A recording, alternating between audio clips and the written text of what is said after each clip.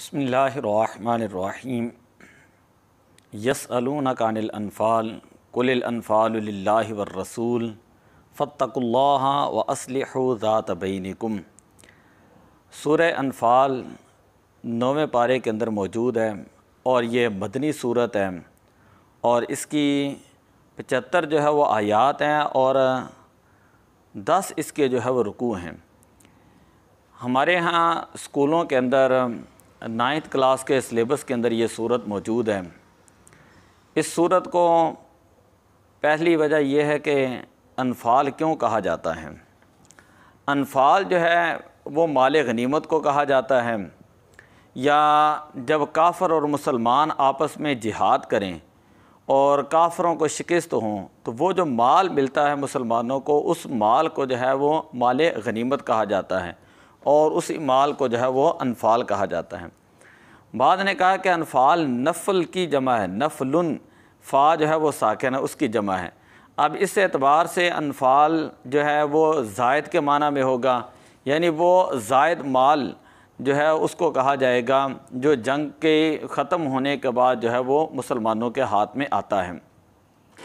اسی طرح نفل سے ہی نوافل ہوتے ہیں اور نوافل بھی زائد عبادات کو کہا جاتا ہے۔ وہ زائد عبادات جو فرائض سے ہٹ کر ادا کی جاتی ہیں۔ فرض ادا کرنے کے بعد جب لوگ نفل ادا کرتے ہیں تو ان نوافل کو، ان زائد عبادات کو جو ہے وہ نفلی عبادات کہا جاتا ہے۔ تو اب اس صورت کا خلاصہ یہ ہے کہ اس کے اندر جنگ بدر، اس کے مختلف احوال، مختلف اس کے واقعات کو جو ہے وہ بیان کیا گیا ہے، اور جنگ بدر کیوں واقع ہوئی اور جنگ بدر کے اندر مسلمانوں کو کس طرح اللہ تعالیٰ نے فتح عطا فرمائی، اور کس طرح اللہ تعالیٰ نے مسلمانوں کی غیبی مدد کی، اور کس طرح اللہ تعالیٰ نے کافروں کو جو ہے وہ شکست دی۔ حالانکہ یہ جو جنگ بدر تھی جو رمضان المبارک کے اندر واقع ہوئی، اس جنگ کے اندر کافروں کی تعداد جو ہے وہ 1000 تھیں اور مسلمانوں کی تعداد جو ہے وہ 313 یا 319 بھی آتی ہے۔ تو مسلمانوں کی تعداد 313 تھیں، تو 313 صحابہ کرام تھے اور دوسری طرف کفار تھے۔ تو پھر ان حالات کے اندر حضور علیہ الصلاۃ والسلام کا اللہ تعالیٰ کی بارگاہ میں گریہ زاری کرنا، دعا کرنا، اور پھر اللہ تعالیٰ کا اپنے حبیب مکرم صلی اللہ علیہ وسلم کی غیبی مدد کرنا، اور صحابہ کرام کو کفار کے اوپر جو ہے وہ عظیم فتح عطا فرمانا، ان تمام چیزوں کا ذکر جو ہے وہ سورہ انفال کے اندر موجود ہے۔ حدیث پاک کے اندر آتا ہے، حضرت عبادہ ابن صامت رضی اللہ تعالیٰ عنہ بیان کرتے ہیں، ہم رسول صلی اللہ علیہ وسلم کے ساتھ باہر نکلے، میں آپ کے ساتھ بدر میں حاضر تھا، مسلمانوں کا کفار سے مقابلہ ہوا، اللہ تعالیٰ نے دشمن کو شکست دے دی، مسلمانوں کی ایک جماعت ان کا پیچھا کر رہی تھی اور ان کو قتل کر رہی تھی، اور مسلمانوں کی دوسری جماعت ان کا مال جمع کر رہی تھی، اور تیسری جماعت نبی اکرم صلی اللہ علیہ وسلم کی حفاظت کر رہی تھی کہ مبادا کو دشمن جو ہے وہ آپ کو نقصان نہ پہنچائیں۔ حتیٰ کہ جب رات ہو گئی اور مسلمانوں کی آپس میں ملاقات ہوئی تو جن مسلمانوں نے مال غنیمت جمع کیا تھا انہوں نے کہا کہ اس مال میں کسی اور کا حق نہیں ہے، اس مال غنیمت کو ہم نے اکٹھا کیا، اور جن مسلمانوں نے دشمنوں کا پیچھا کیا وہ کہنے لگے کہ اس کے سب سے زیادہ حقدار جو ہے وہ ہم ہیں، کیونکہ ہم نے دشمن کو بگایا، دشمن کو شکست دی، اور جس گروہ نے حضور علیہ الصلاۃ والسلام کی حفاظت کی انہوں نے کہا کہ اس کا حصہ جو ہے وہ حقدار ہم ہیں۔ تو جب یہ صورتحال پیدا ہوئی تو اس وقت اللہ تعالیٰ نے جو ہے وہ ارشاد فرمایا، یسألونک عن الانفال، اے پیارے حبیب صلی اللہ علیہ وسلم، یہ جو مال غنیمت ہے نا، یہ جو مال غنیمت ہے جس کے بارے میں یہ صحابہ کرام آپس میں گفتگو کر رہے ہیں اور وہ آپ سے پوچھتے ہیں کہ اب اس کے بارے میں کیا حکم ہے، تو اے پیارے حبیب صلی اللہ علیہ وسلم فرما دیجئے کہ قل الانفال للہ والرسول، کہ بے شک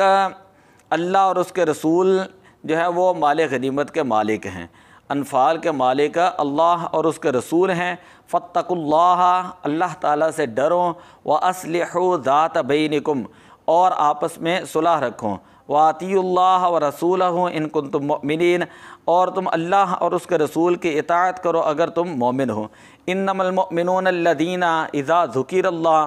اور مومن کامل وہ ہوتے ہیں جب اذا ذکر اللہ، جب اللہ تعالیٰ کا ذکر کیا جائے، واجلت قلوبہم، کہ ان کے دل جو ہیں وہ ڈر جاتے ہیں، واذا تلیت علیہم آیاتہم، اور کامل مومن وہ ہوتے ہیں جن کے اوپر جب اللہ کی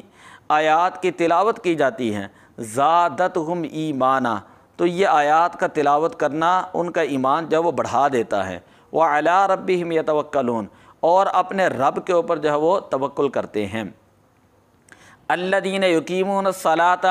یہ وہ لوگ ہیں جو نماز قائم کرتے ہیں، ومما رزقناہم ینفقون، اور جو ہم نے ان کو رزق دیا ہے اس کو وہ خرچ کرتے ہیں۔ اولئک ھم المؤمنون حقا، یہی وہ لوگ ہیں جو برحق ہیں، لہم درجات عند ربہم، ان کے لیے درجات ہیں ان کے رب کے پاس، ومغفرۃ، اور بخشش ہے، ورزق کریم، اور عزت والا جو ہے وہ معزز اللہ تعالیٰ نے ان کو جو ہے وہ روزی عطا فرمائی ہے۔ تو یہ سورہ انفال جو ہے اس کو شروع کرنے کا مقصد جو ہے وہ صرف یہ تھا کہ ہمارے ہاں بہت سارے لوگ ہیں جو بچے جو ہے وہ پیپر دیتے ہیں 9th کلاس کے، تو اس حوالے سے یہ چیزیں جو ہیں وہ ہم انشاءاللہ سورہ انفال اس کا ترجمہ اور تفسیر جو ہے وہ بیان کریں گے، اور اس کے علاوہ بھی جو بھی اسکولوں میں ہے، کالجوں میں ہے، یونیورسٹی میں ہے، تو جس طرح ہم قرآن پاک کی تفسیر کرتے ہیں انتہائی اختصار کے ساتھ، تو یہ سننے والی ہوتی ہے۔ اس سے پہلے سورہ یاسین اور سورہ حجرات، اور اس سے پہلے جو 30واں پارہ اس کی مختلف صورتیں جو ہیں ان کی ہم تفسیر بیان کر چکے ہیں۔ تو جو لوگ قرآن پاک جو ہے وہ ترجمے کے ساتھ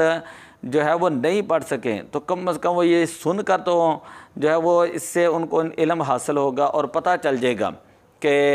قرآن پاک کے اندر اللہ تبارک و تعالیٰ نے کس چیز کو جو ہے وہ بیان کیا ہے، کس آیہ مبارکہ کے کیا مطلب ہے، کس صورت کے اندر اللہ تعالیٰ نے کن کن احکامات کو جو ہے وہ بیان کیا ہے۔ تو سورہ انفال کے اندر اللہ تعالیٰ نے غزوہ بدر کے مختلف احوال، مختلف واقعات جو ہیں ان کو بیان کیا، اور اس کو ہم ترتیب کے ساتھ جس طرح جو ہے وہ آیات کے اندر بیان کیا گیا ہے اسی طرح ہم بیان کریں گے۔ تو دعا اللہ عمل کی توفیق عطا فرمائے۔ الصلاۃ والسلام علیک یا رسول اللہ